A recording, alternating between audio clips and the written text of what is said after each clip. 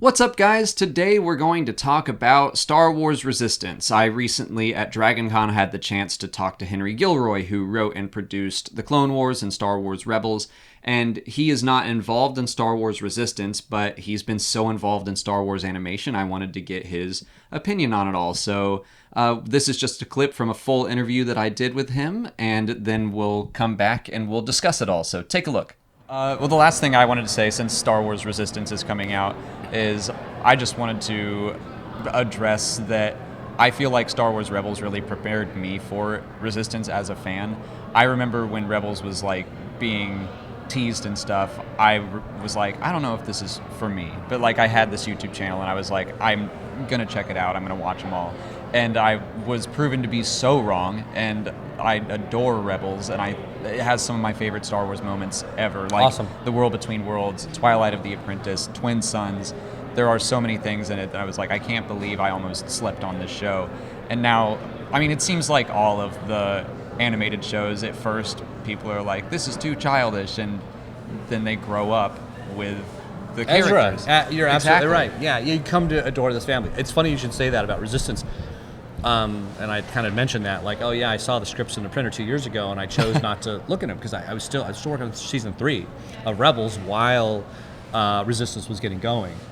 Which is crazy how far in advance the show. Sure. Like, Oh, yeah. People are working hard on this for so long. Oh, and that's why it ends up being great, because Lucasfilm was really supportive of making sure that it gets done right, and it's the same with Rebels.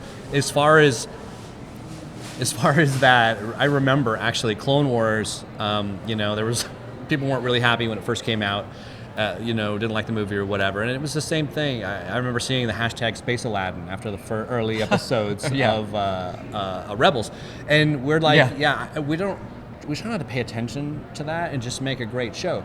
I think it's going to be the same thing, where it's I do too. it's just you're going to go, I don't like the style, but then you're going to get caught up in the characters, and the story is going to be compelling. And Brandon Auman, who came over from the Nickelodeon's Ninja Turtle series, which went for 5 seasons or 6 seasons or something like that. He has a great storytelling sensibility. It's funny. I always joke that he's funnier than me, and I think it's true as far as like his ability, his writing ability. His dialogue's great. And Justin Ridge, who's the other executive producer, director on that side of it, he has a really lively, storytelling sensibility. It's visual. So I think the idea is that you're not going to look and go like, oh, it's Rebels Light. No, it's a different show. Yeah.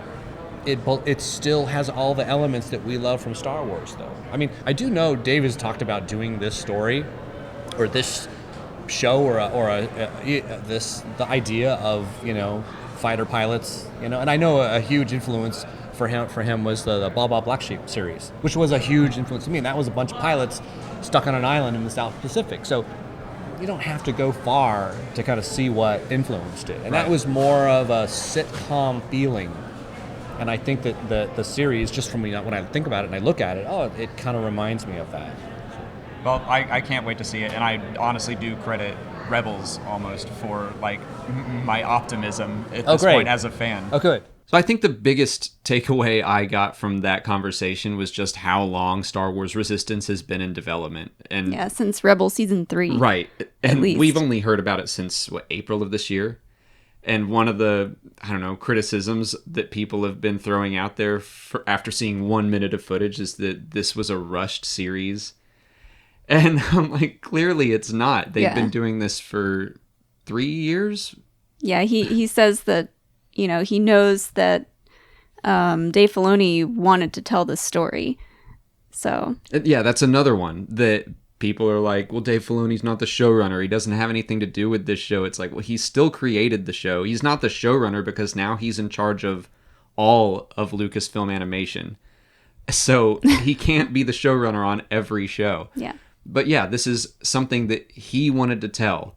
So, I don't know. It's just funny how quickly people will turn on Dave Filoni, who they hold up as their Lord and Savior. I'm sure he was really heavily involved in all of it. I'm positive he was, yeah. So, yeah, I mean... It's like, if you like Dave Filoni's work, you're probably going to like Resistance too. Yeah, and it sounds like they got a lot of great writers to tell a really great story. So I mean, I have to say I'm not familiar with like the Ninja Turtles series that he brought up. I don't watch cartoons outside of Star Wars cartoons, which makes sense. right? To be honest, Yeah. But yeah, it's just it was also good to hear confirmation that I don't know, they see people kind of reacting to the Clone Wars and how early on they were like, this isn't Star Wars, and then they grow into it. Or in Rebels, he mentioned hashtag Space Aladdin. Space Aladdin. I Yeah. had never heard of that, but I don't know. That's It was just interesting. fun to talk to someone involved in the animation and see how even like that is their intent is to start the show out for a young audience.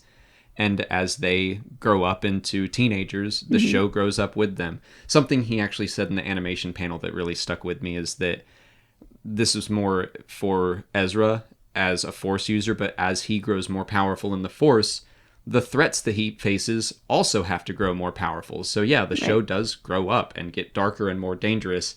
I'm sure Resistance is going to follow a very similar model. yeah. Speaking of growing up with a show, we were guests on Brian Bailey's podcast, which is Moon Jockeys. And he brought up a lot of really great connections and points about Star Wars Resistance and how it is a kind of show that you would grow up with as a kid. Yeah. I remember just being surprised and like excited by his insight where I was like, oh my gosh, I hadn't looked at it that way. And it opened up a lot of doors for me where I'm still like, I'm not against Resistance, of course, by any means. It was something where I basically had the same reaction that I had to Star Wars Rebels, where I'm like, I don't know if I'm going to like this or not, but I have this channel, so I'm going to watch it, and I'm optimistic that I will wind up loving it. But some of the stuff that Brian said in our podcast, or his podcast, was so smart, and I was like, okay, I'm getting more excited about this. So we'll put a link to that podcast in the description. We did a whole like hour just talking about Star Wars Resistance and what we know so far. Yeah, as a fan, I am excited. He asked how I felt about Resistance, and I was like, I'm excited about new content, period. But, I mean, we don't have kids, but I'm excited for the kids that are the right age that are going to get this show. Yeah. And they'll have these characters to connect with and grow up with. And yeah, this is going to be like a little kid's first introduction to Star Wars, and that's awesome. And since the show is right around the corner, I just figured this would be the perfect time to talk about it. But we'll wrap up for today. Like I mentioned, this is just part of a long interview that I did with him, about 25 minutes long. I've been releasing just little clips of it for the past few weeks, you've probably noticed. But if you wanted to see the full interview, that is available to all of our patrons, the uncut full 25-minute thing. So you can check that out in the link in the description as well. But that's it for today. So if you haven't already, please like this video, subscribe to the channel. And follow us on Twitter, Instagram, and Facebook. As always, thanks for watching, and may the Force be with you.